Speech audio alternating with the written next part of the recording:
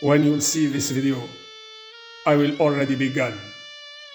With my hard-earned retirement, I can afford to disappear. I turn this page off my life, hoping they never find me. Because I decide to expose everything and shed light on the shadow mafia, the video game mafia, worse than the Camorra. I hope my confession will alleviate some of the harm I may have done.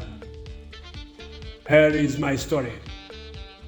I am, or rather I was, director of the Neural Research Center on Video Games. I was chosen to lead this center because I am an international authority in the neural field, at the origin of recognized work and great scientific advances. But like Faust, Goethe's hero, who sold his soul to the devil, I too was blinded by easy money, and I put all my science to fight science and to produce an oriented science. This research center was financed by occulted fortunes whose name you have no interest to whisper in your dreams.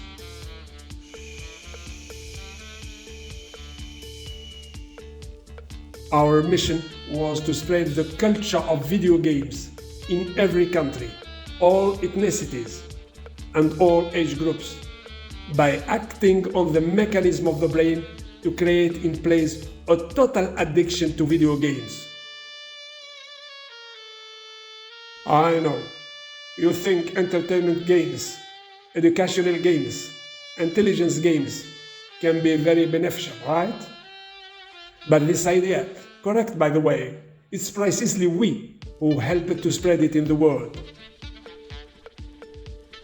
We used innocent but unprofitable games as an alibi to lure parents and their children into the nets of action games, war games, and total virtual games that constitute our core market. Because it allows players to become addicted using some techniques whose secret we master. The strategy was in the first stage to tame the parents, to manipulate journalists, and to gain the confidence of politicians to make them, if not favorable elements, at least neutral elements. Our pitch to parents was this: it's up to you parents, educators, to coach children in order to make the right choices. Any product is double-edged. For example, the consumption of sugar can give that. But it can give that too. It's all about dosage. By drowning the fish in this way, we put all the responsibility for deviance on the back of the family, the school, the mass media, and the politicians, and not on video games. The main thing was to avoid at all costs shedding light on the link between video games and play addiction. It should remain taboo, because nothing should stand between us and this financial windfall. On a purely financial level, my work on addiction had largely contributed to the growth of the turnover of the video game industry, who reached in 2020 $180 billion, more than the GDP of 45 African countries. The results spoke for themselves: 3.2 billion plays, while the world had 700 million illiterates. 46% of women in the world turned into gamers. An average age of plays now of 35 years old, whereas at the beginning of our research, video games mainly concern teenagers and a constantly increasing daily playing time, in parallel with the reduction in hours devoted to sport and cultural activities. A real cultural revolution. And since money has no nationality, no race, and no moral, these spectacular results have attracted the greed of venture capital and the international investment companies concerned about short and medium-term profitability. All this with an economic model free to play, because the first funding resource is either visible advertising banners, either product placement inside the game. The second model is the pay-to-win model, which invites the player to spend real money in order to acquire virtual currency, to buy game elements necessary for the played character to look good and win, costumes, weapons, etc.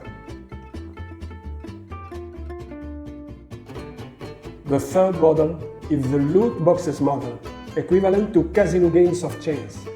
In this case, you pay to access a random reward, which in fact only enriches the game editor.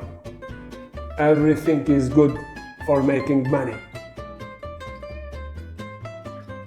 Then we move to investment operations, because now players can invest in the virtual world. They can acquire virtual land, build a virtual residence on it, and then resell it on a virtual exchange.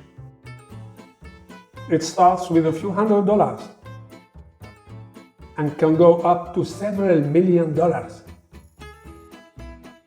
We succeeded to corner many gamers to sell their own real houses where their family live to acquire a virtual house in one of our applications.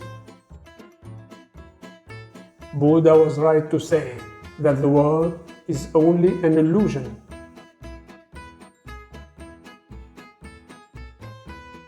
And this evolution became possible thanks to the development of electronics. Some may have heard of Moore's Law. Thanks to the unimaginable computing power of data centers which make cloud gaming possible. Thanks to the scriptwriters who put all their know-how to make the game attractive. Thanks to designers who create an eye-catching environment favorable to loss of control.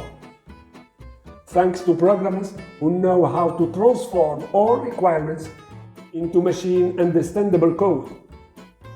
Thanks to psychologists who put all the contribution of noble science to the benefit of a world gone mad. Thanks to marketing experts who deploy treasure of imagination to capture more markets. But in all modesty, it's my contribution as a novel scientist which for 20 years has been decisive. In the end, all are guilty, either out of ignorance, or out of indifference, or out of connivance, or out of self-interest. For my part, as a specialist, I began by updating the discovery of the reward circuit made by Olds and Milner in 1954, which was at the heart of my developments. Olds implanted several rats with a mini electrode in the brain intended to deliver an electrical impulse each time the rat operated a small lever. The results were staggering. The rats could press up to 200 presses by hour for 20 hours straight, with some blasts so strong they propelled them into the air. They even preferred to deprive themselves of food and sleep than to give up their electric shock. Hence the proof of the existence of reward circuit, which pushes, for example, athletes to go beyond their limits despite the suffering endured, and which pushed in the legend Hercules to accomplish his famous labors. Other works have brought to light in the reward circuit the secretion of a hormone, the dopamine, which is responsible for the feeling of well-being and pleasure and commonly called the hormone of immediate happiness. When a person plays too often, the brain will release a very large amount of dopamine too often. The body will demand more and more dopamine in order to continue to have that feeling of pleasure, just like drugs and other psychoactive substances. Exactly like old rats. That's why the World Health Organization has no choice but to recognize what they call video game disorder, and which is, in my opinion, nothing but an addiction to video games. Let's be honest for once and call things by their proper names. My first big idea was to exploit the reward circuit, advising the integration into video games of several types of addictive rewards. The script reward that allows the player to solve a puzzle and unlock the rest of the story. The reward of power through the acquisition of new weapons and new powers granted to the player. The reward by the collectors by allowing the player to acquire the most treasures. The state's reward by allowing the player to reach the expert level. The ego reward given by success in a very difficult game. My second big idea was to exploit the work of Skinner, who had shown that pigeons in a cage get tired quite quickly of obtaining food by pressing a lever. Unless the food is delivered randomly, the pigeons then press this lever continuously until to break their beak. And it's the same reward system that we use today in several video games. It's in fact a conditioned addictive practice thanks to the random loot processes, as with slot machines, which maintain a permanent and addictive excitement within a period of time, which makes it necessary to stay connected for a long time. My third idea was the creation of a virtual world in which the player can move around, meet virtual characters, and confront all kinds of challenges. My fourth big idea was the exploitation of the concept of avatar, which was called the Tamagotchi effect. Originally, a Tamagotchi was a Japanese virtual pet created in 1996 by the Japanese company Bandai, which the player tries to educate using a miniature console and a computer program. I evolved the idea by creating a player avatar, a magnified double of himself, which interacts alongside other connected players in the virtual world and which has its own life. As the player cannot and does not want to leave his avatar alone in the game, abandoned in a hostile environment, he is obliged to always be connected to his double to help him cope with hazards. Any absence can be costly to the avatar and therefore to oneself. In this way, we completely submit the player to the virtual world. My fifth innovation was to help in the development of touch screens, game consoles, 3D glasses, helmets and cameras, all smart and able to send us your heart rate and even your temperature and stress level. I contributed to the development of game consoles equipped with intelligent sensors able to transmit your genetic profile to us.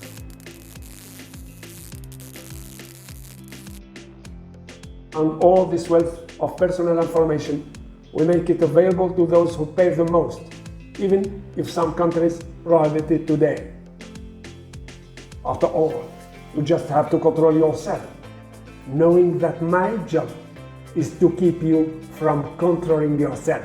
The excess of dopamine generated by video games has, among other things, the effect of increasing aggression against others, including against one's own parents when they want to put an end to the games through fits of madness. Since most of the dopamine is invested in video games, little will remain for other activities, and the child will fall into lethargy out of play. Your children will no longer want to go out, will no longer want to play sports, because what matters is no longer the body, but its representation in the game. What matters is the avatar, it's the other world. We have long understood that the brain cannot make the difference between reality and imagination. If you believe that video games are a game, then you have understood nothing. Imagination, when transformed into belief, becomes reality. This is what makes your children go from virtual violence to real violence very easily. We no longer talk about video games, but about video religion. Even more serious, the very transformation of the brain, the atrophy of certain areas, and the drop in activity in other areas. Experimental conclusion of a famous Japanese professor, of which we have of course refuted all the conclusions in a scientific way, so to speak.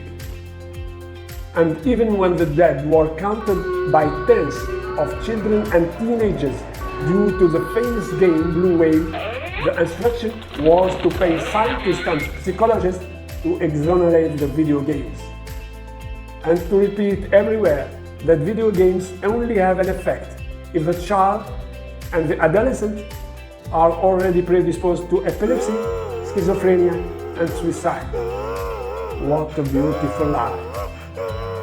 Unfortunately, it also fell on my family, and my granddaughter lost his life there, following the instruction of a video game, facing the train. That's why today I decide to speak out and reveal everything so that it stops, so that we stop sacrificing lives at the altar of money.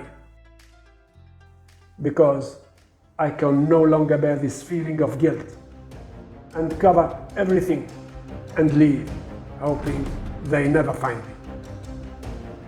But I know from experience that bastards always win.